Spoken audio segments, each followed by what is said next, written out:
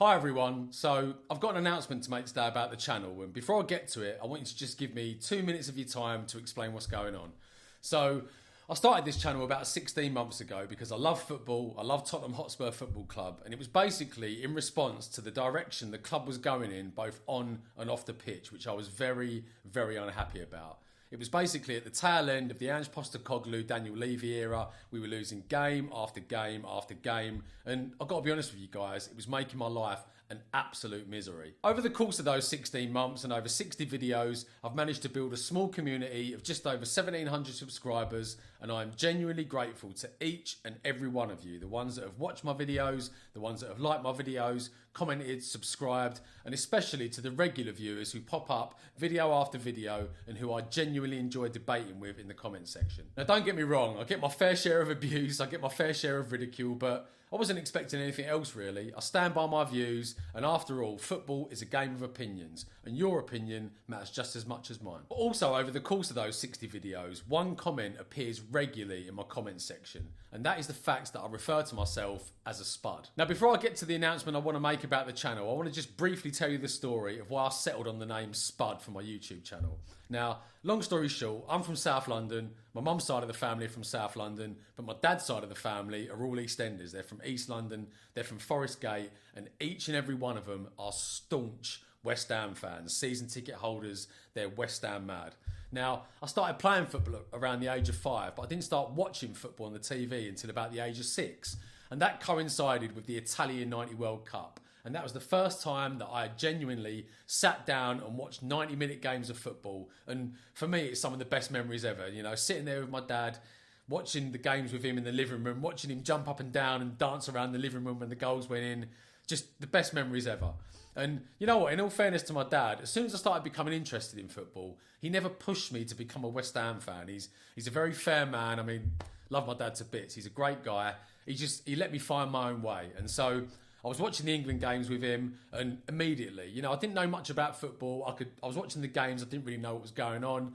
But one guy in particular really stood out to me, and that guy was Gazza, Paul Gascoigne. I was watching the games, but I could just see this guy was different. He had like amazing ability, he had charisma. I was just absolutely mesmerised by him. And also by Gary Lineker, who was basically the goal scorer of that tournament.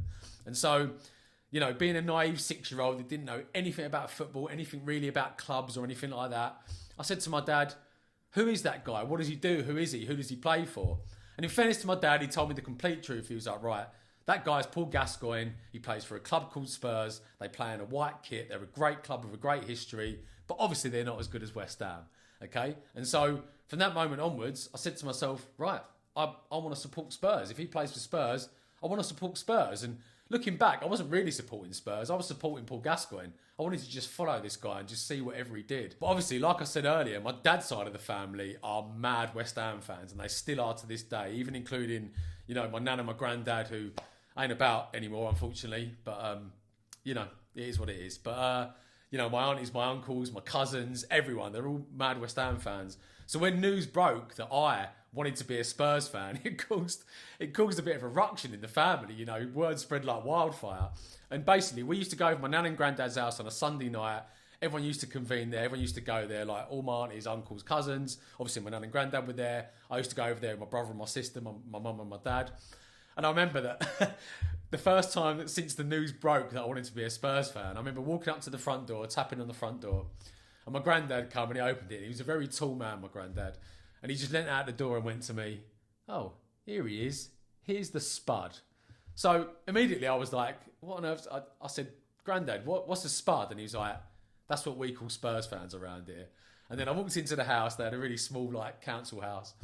Walked in through the hallway into the living room where everyone used to sit. Everyone used to crowd in. And I literally walked through the door and I got booed by my own family. I was like, boo, boo, Spud, Spud. And especially my Uncle Colin, who still to this day, he's West Ham mad. He was like, here he is, here's the Spud. How the Spud's getting on? And so basically, from the age of 6, I was called a Spud by my family. And I didn't think anything of it. You know, we call Arsenal fans gooners. You know, we call West Ham fans wet spam. That sort of thing. I thought it was just, we were called Spuds, and it was just water off a duck's back to me, really. Now, fast forward 35 years, and like I said, I started the channel when at the end of Ange Postecoglou's reign, basically. And I remember I'd been to a game and we lost, and I can't remember who it was against actually. But I remember just on the way home, sitting there on the tube, just thinking, it's tough being a spud. And it was like a light bulb moment. I thought, you know what?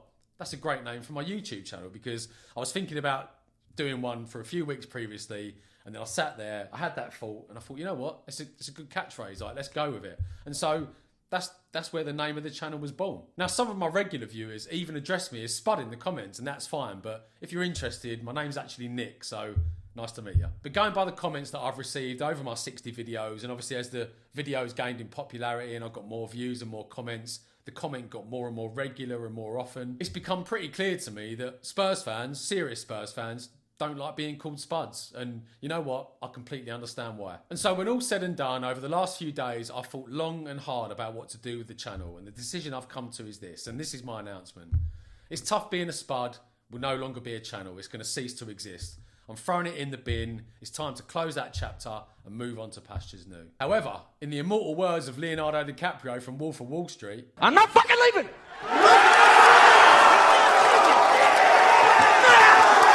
The show goes on! Now, believe it or not, guys, I've actually worked really hard to even get to this point, to have my small community of 1,700 subscribers.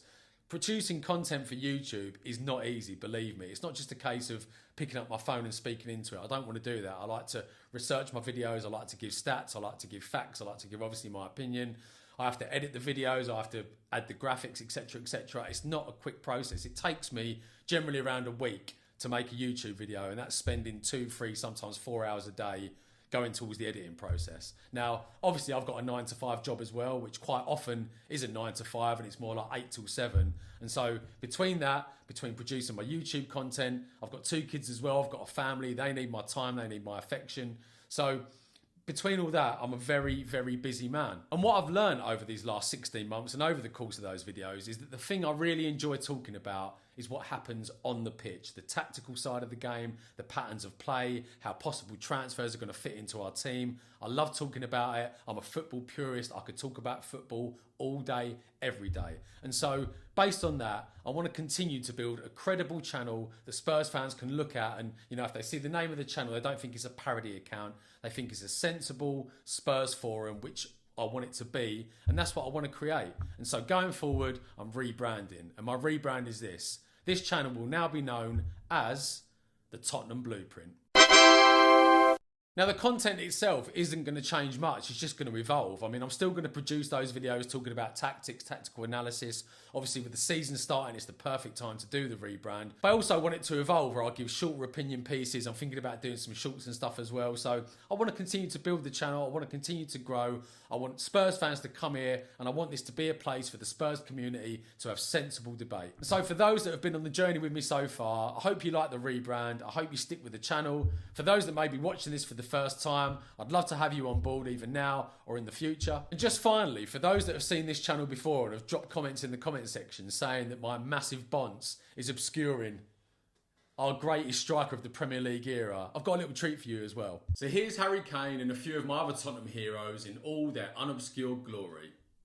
I genuinely can't wait for the new season, where we can start to talk about the football rather than the tedious transfer rumours. And I hope you guys will come along and enjoy it with me. Thanks for watching.